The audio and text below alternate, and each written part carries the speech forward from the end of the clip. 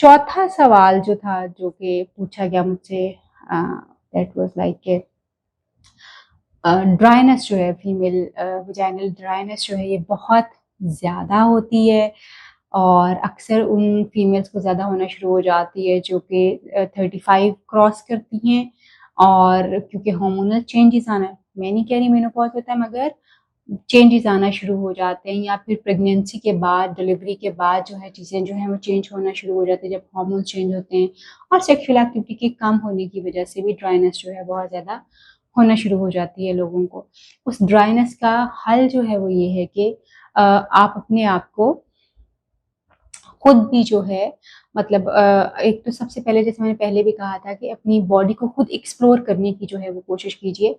अगर आप ये खुद नहीं कर सकते तो आप हमारा क्लिनिक विजिट कर सकते हैं, हम आपको इसके लिए गाइड कर सकते हैं फीमेल्स को। और अपने दिमाग में ये सोचिए कि आप एक्चुअली इस दवाजी ताल्लुक के बारे में, हम बिस्तरी के बारे में, सेक्स के बारे में क्या सोचते हैं। कुछ ऐसी एक्सरसाइजेज हम अपनी फीमेल क्लाइंट्स को करवाते हैं, कुछ ऐसे योगा पोजेस होते हैं जिनसे आपकी वजाइनल ड्राइनेस जो है वो ख़त्म हो जाती है, जिसमें आपकी वजाइनल लुब्रिकेशन जो है वो नेचुरली क्रिएट होना शुरू हो जाती है। हम ऐसे एक्सरसाइजेज करवाते हैं, काउंसलिंग करते हैं, कुछ ऐसे पोजेस आपको बताते हैं, कुछ ऐसे सेल्फ टॉक आपको बताना शुरू करते हैं, जिससे आपकी जो है एक तो डिज़ायर में बहुत ज़्यादा फ़र्क पड़ना शुरू हो जाता है और आपकी वजाइनल ड्राइनेस जो है वो कम होना शुरू हो जाती है।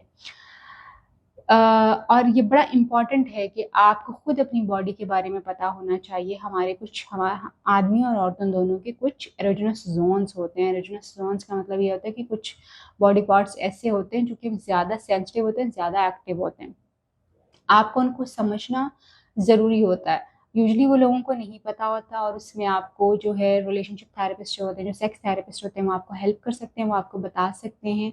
और आप उसको खुद एक्सप्लोर जो है उनकी मदद के साथ जो है वो कर सकते हैं कि बेसिकली आपकी बॉडी के कौन से एरोजेनस ज़ोन्स हैं, कौन से ज़्यादा सेंसिटिव पार्ट जो हैं वो हैं। आप हमारा क्लिनिक इसके लिए विज़िट करें, तो आपको हम गाइड कर सकते हैं कि क्या चीज़ें जो हैं वो हो सकती हैं, और उससे फिर आपकी जो वजाइनल ड्राइनेस है, जो आपका लो सेक्सुअल डिज़ायर है, जो आपको प्रॉब्लम्स आते हैं अपने हस्बैंड के साथ इंटीमेट होने के, प्रिपेयर नहीं आप उतने जल्दी हो सकते, वो सारी चीज़ों के ऊपर जो है फिर हम आपको गाइड करते हैं, कुछ एक्सरसाइजेस करवाते हैं, और आपकी एक्सप्लोरेशन पे आपको जो है वो कुछ टिप्स जो है वो देना शुरू करते हैं।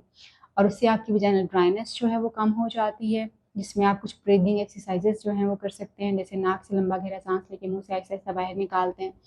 और इन्हीं ब्रीदिंग एक्सरसाइजेस को हम जो है वो आपके सेक्सुअल जो आपकी डिज़ायर होती है उसके साथ एसोसिएट करवाते हैं, क्योंकि अब ये बड़ा एक प्रोफेशनल सा काम है, आप खुद से करने की कोशिश करेंगे तो वो नहीं होता, बट इसका इलाज मौजूद है। अगर आप चाहें तो इसका इलाज कर सकते हैं। देन आप कुछ नेचुरल इंग्रेडिएंट्स, जिसमें फ्लैक्ससीड हैं, सेसमन हैं, सनफ्लावर सीड्स हैं और पम्पकिन सीड्स हैं।